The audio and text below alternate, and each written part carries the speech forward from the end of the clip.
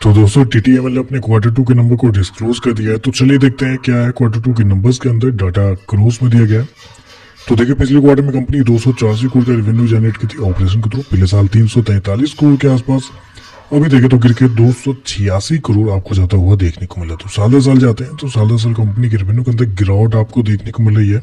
लगभग बोल सकते हैं 17% के आसपास की गिरावट आपको देखने को मिली। मतलब रेवेन्यू पिछले 2-3 साल से बढ़ ही नहीं रहा है और ऊपर से कंपनी का रेवेन्यू इस क्वार्टर में आपको गिरता हुआ भी देखने को मिल रहा है। तो 17% के आसपास की गिरावट कंपनी के रेवेन्यू के अंदर देखने को मिली। क्वार्टरली बेस पे जाते हैं तो फ्लैट आपको देखने को मिल रहा है। खर्चे की बात करते हैं तो देखिए पिछले क्वार्टर में 139 करोड़ खर्च किए थे, पिछले साल 206 करोड़। अभी देखें तो कंपनी खर्चे 148 करोड़ आपको जाता हुआ देखने को मिल रहा है। तो खर्चे भी देखें तो खर्चे भी आपको नॉर्मली आपको देखने को मिला है, क्योंकि कंपनी ने कुछ अदर एक्सपेंस के नाम पे कंपनी ने कुछ खर्चे कंट्रोल किए पिछले साल के मुकाबले, क्योंकि पिछले साल से रेवेन्यू कम हुआ है तो खर्चे भी कम हुए अदर एक्सपेंस।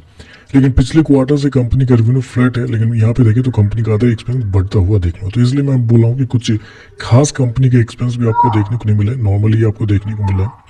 चलिए कंपनी का प्रॉफिट लॉस क्या निकलता है वो देखते हैं। तो company basically loss making company काफी लंबे समय से, क्योंकि जितना कंपनी रेवेन्यू नहीं जनरेट करती है उससे ज्यादा कंपनी के पास कर्जे हैं कंपनी के ऊपर। लॉस की बात करते हैं, पिछले क्वार्टर में 324 करोड़ का लॉस था, पिछले साल 330 करोड़। अभी देखें तो कंपनी का लॉस 320 करोड़ आपको जाता हुआ देखने को मिला। तो कंपनी का जो लॉस है वो आपको इस क्वार्टर में फ्लैट ही देखने को मिला, साल साल क्वार्टर दोनों। और ये स्पेशली कहने का ये मतलब था कि देखिए कंपनी रेवेन्यू कितना जनरेट करिए, 286 करोड़ का रेवेन्यू जनरेट करिए।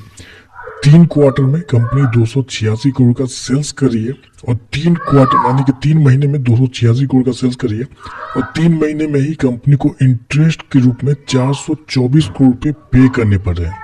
तो आप समझ लीजिए कंपनी के ऊपर कितना बड़ा कर्जा है कि मतलब इंटरेस्ट के रूप में कंपनी हर 3 महीने पे 450 करोड़ रुपए पे करना पड़ रहा है। तो ये समझ लीजिए कितना बड़ा कर्जा है। एक रुपये का सेल्स करने के ऊपर कंपनी को 1.5 रुपये का इंटरेस्ट ही पे करना पड़ा है। कंपनी का डेप्ट तो बहुत ही ज्यादा है, वो आप समझ लीजिए।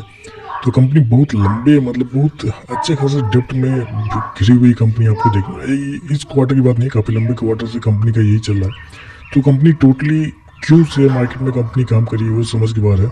कंपनी को दिवालिया घोषित होकर शेयर को अनलिस्ट करवा देने चाहिए, लेकिन यहाँ पे